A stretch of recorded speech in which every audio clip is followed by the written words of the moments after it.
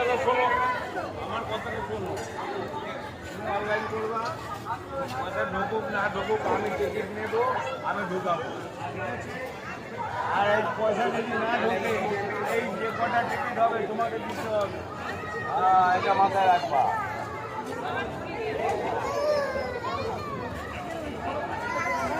ওই যে উনি করে না, যা হয়েছিল তোমার কাছে আসতে বললাম না, আমার কাছে আসবে।